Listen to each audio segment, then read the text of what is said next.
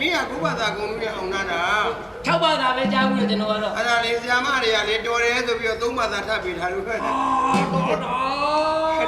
ဒါပဲနော် ဒီနေ့ကိုအင်းနဲ့တာရေကဲရေ ရေကဲ လုံသားရဆက်လက်တာရေကဲရေ ရေကဲ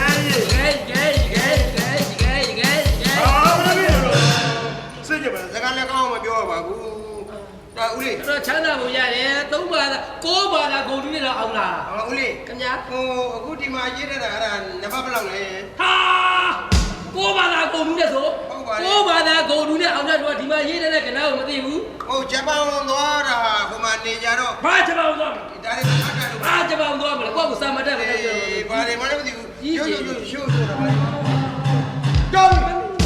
ရမတော့မသိဘူး အသိနဲ့ ကိုယ်တိုင်ကမာရပြီးသား မသိ မလေးဘာမှမသိ ဒီကဲ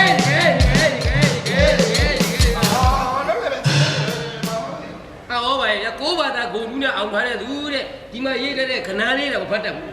ဟင်းတော့ရိုးရိုးကြောက်စမှုစားဘူး တိုင်လန်စီမတူတီယာပတူ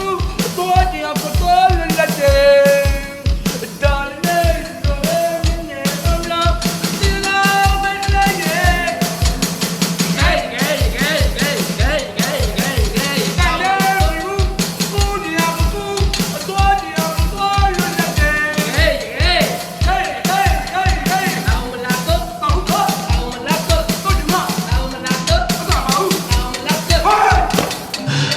အခုတင်ဆက်ပေးခဲ့တဲ့အကြောင်းအရာလေးကိုသဘောကျတယ်ဆိုရင်တော့ like လေးပေးပြီးနောက်ထပ်ဗီဒီယိုသစ်တွေကိုလက်မလွတ်ရအောင်ကျွန်တော်ရဲ့ channel ကို follow လုပ်ထားဖို့မမေ့နိုင်အောင်နော်အားလုံးကိုကျေးဇူးတင်ပါတယ်